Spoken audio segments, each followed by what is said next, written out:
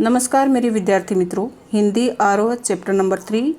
Chapter का नाम है पथिक और ये पथिक पाठ हम पढ़ चुके हैं। आज इसके महत्वपूर्ण प्रश्न उत्तर जितने भी हैं वो सभी हम इस वीडियो के माध्यम से देखने वाले हैं।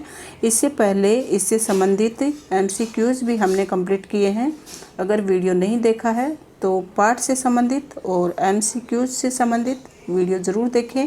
आज के इस वीडियो में मैं करवाने वाली हूँ महत्वपूर्ण प्रश्न उत्तर, जो आपके लघुत्रात्मक भी हैं और अति लघुत्रात्मक भी हैं। चलिए शुरू करते हैं। पहला प्रश्न है बच्चों, पथिक का मन कहाँ विचरना चाहता है।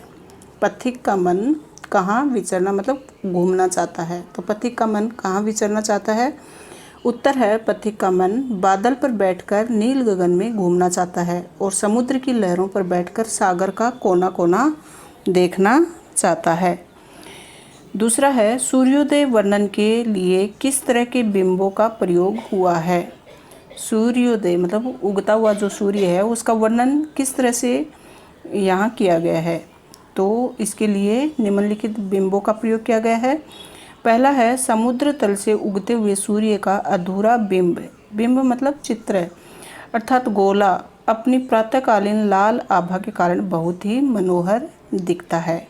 तो समुद्र तल से जो उगता हुआ सूर्य है और आधा सूर्य जो दिखाई देता है वो अपनी ललाई के कारण बहुत सुंदर दिखता है। दूसरा है, सूर्योदय के तट पर दिखने वाले आधे सूर्य को कमला के स्वर्ण मंदिर का कंगूरा बताया है।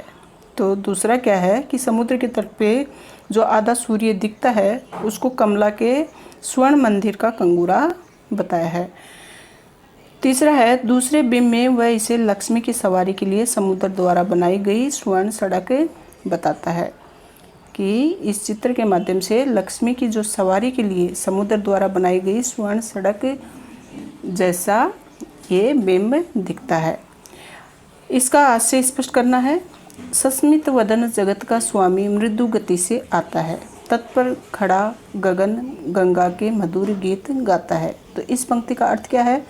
तो इस पंक्ति का अर्थ है बच्चों कि रात्रि के सौंदर्य का यहाँ वर्णन किया गया है। वह बताता है कि संसार का स्वामी मुस्कुराते हुए धीमी गति से आता है। सस्मित वदन जगत का स्वामी मृदु गति से, मृदु मतलब धीमी गति से आता है। तो संसार का स्वामी मुस्कुराते हुए धीमी गति से आता है। तट पर खड़ा गगन गंगा के मधुर गीत गाता है और तट पर खड़ा होकर आकाश गंगा के मधुर गीत गाता है। तो रात्रि के सौंदर्य का वर्णन है इसमें।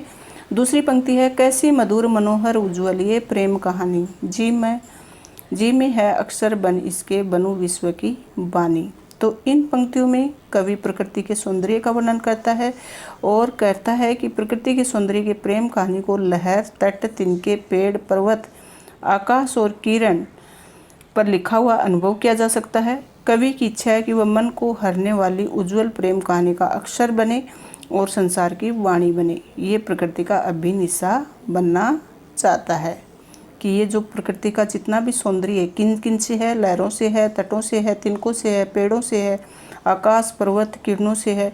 तो इनके सब के अनुभव कवि समेटना चाहता है और उसकी इच्छा है कि वह मन को जो हरने वाली ये जो प्रेम कहानी है उस प्रेम कहानी के अक्षर के रूप में कवि बने और विश्व की वाणी के रूप में रहे। फिर समुद्र को देखकर आपके मन में क्या भाव उठते हैं। तो ये एक तरह से आपके हिसाब से आपको इसका उत्तर देना है। आप अपनी कल्पना के आधार पर इसका उत्तर दे सकते हैं। फिर भी आपके लिए यहाँ पर उत्तर दिया गया है, समुद्र अथाह जल राशि का स्रोत है। इसमें तरह तरह के जीव जंतु पाए जाते हैं। वह स्वयं में रहस्य है तथा इसी कारण आकर्षण का बिंदु है। मेरे मन में बचपन से ही उत्कंठा रही है कि सागर को समीप से देखें, उसके पास जाकर देखें कि पानी की विशाल मात्रा को ये कैसे नियंत्रित करता है, उसमें किस किस तरह की वनस्पतियाँ और जीव हैं, लहरें किस तरह से आती जाती हैं। समुद्र पर सूर्योदय व सूर्यास्त का दृश्य सबसे अद्भुत होता है। सुबह लाल सूर्य धीरे धीरे ऊपर उठता है और समुद्र के पानी का रंग धीरे धीरे बदलता रहता है। पहले वह लाल होता है, फिर नीले रंग में बदल जाता है। शाम के समय समुद्र की लहरों का अपना आकर्षण है लहरें एक के बाद एक आती हैं, ये जीवन की परिचायक हैं। बच्चों, आप अपने हिसाब से समुद्र के बारे में लिख सकते हैं अगर ऐसा प्रश्न आता है तो। प्रेम सत्य है, सुंदर है। प्रेम के विभिन्न रूपों को ध्यान में रखते हुए इस विषय पर परिचर्चा करें। तो इस तरह के प्रश्न अक्सर आपकी कल्पना शक्ति और आपके शब्द जाल को समझने के लिए एग्जामिनर दे सकता है कि आप कितना लिखना जानते हैं। तो आप प्रेम के बारे में क्या लिख सकते हैं वो यहाँ पर दिया है। ये सही है कि प्रेम सत्य है और सुंदर है। यह अनुभूति हमें ईश्वर का बोध कराती है। प्रेम के अनेक रूप होते हैं।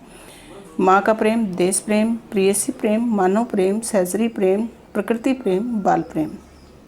तो इनके आधार पर कवि नहीं, विद्यार्थी खुद लिख सकते हैं कि किस प्रेम के बारे में वो लिखना चाहते हैं। वर्तमान समय में हम प्रकृति से दूर होते जा रहे हैं, इस पर चर्चा करें और लिखें। तो ये बहुत ही अच्छा प्रश्न है। वर्तमान समय में हम प्रकृति से दूर होते जा रहे हैं और इसका नतीजा हम देख भी रहे हैं। प्रकृति के साथ छेड़छाड़ का नतीजा हमने कोरोना बीमारी के माध्यम से खूब जाना पहचाना है। लोगों को ऑक्सीजन के लिए पीपल के पेड़ों पर भी चढ़ना पड़ा, पीपल के पेड़ के नीचे उनको सोना पड़ा। तो कितनी ज़रूरत है हमें पेड़ पौधों की और प्रकृति की, ये हम वाकई अच्छे से जानते हैं और ये प्रश्न पूछा भी जा सकता है। तो ये सही है कि वर्तमान समय में हम प्रकृति से दूर होते जा रहे हैं। आज अपनी सुविधाओं के लिए हम जंगलों को काट कर नगर महानगर बसाते जा रहे हैं। रोजगार के लिए चारों तरफ से लोग यहाँ आकर छोटे मोटे घरों में रहते हैं। यहाँ रहने वाला व्यक्ति कभी प्रकृति के संपर्क में नहीं रह सकता। उन्हें धूप, छाया, वर्षा, ठंड आदि का आनंद नहीं मिलता। वे लोग गमलों में प्रकृति प्रेम को दर्शा लेते हैं। ये स्थिति बेहद चिंताजनक है। लोग मतलब घरों में गमलों में छोटे छोटे पेड़ पौधे लगा लेंगे, लेकिन वैसे जंगलों को काटते रहेंगे। तो ये वाकई बहुत ही चिंताजनक स्थिति है। तो हमें प्रकृति से जुड़े रहने के लिए ये कार्य करने चाहिए। कौन कौन से? कि मनुष्य के आवास के स्थान पर खुला पार्क हो, सार्वजनिक कार्यक्रम प्राकृतिक स्थलों के समीप आयोजित किए जाएँ, हम घर में वृक्ष अवश्य हो हर घर में, और स्कूल व अन्य संस्थानों में भी पेड़ पौधे लगवाएं, सड़क के दोनों किनारे अच्छे वृक्ष लगवाएं, और महीने में कम से कम एक बार नज़दीक जंगल, नदी, पर्वत या पठार पर अवश्य जाएं। फिर पथिक कविता का प्रतिपाद्य लिखें। ये अच्छा प्रश्न है, महत्वपूर्ण है कि पथिक कविता से आप क्या समझते हैं, आपको क्या प्रेरणा मिलती है, इसका उद्देश्य क्या है। तो पथिक कविता में दुनिया के दुखों से विरक्त काव्य नायक पथिक की प्रकृति के सौंदर्य पर मुग्ध होकर वहीं बसने की इच्छा का वर्णन किया है। यहाँ पर वह किसी साधु द्वारा संदेश ग्रहण करके देश सेवा का व्रत लेता है। राजा उसे मृत्युदंड देता है, परंतु उसकी कीर्ति समाज में बनी रहती है। सागर के किनारे खड़ा पथिक उसके सौंदर्य पर मुग्ध है। प्रकृति के इस अद्भुत सौंदर्य को वह मधुर, मनोहर, उज्ज्वल प्रेम कहानी की तरह पाना चाहता है। किन किन पर मधुर प्रेम कहानी लिखी प्रतीत होती है।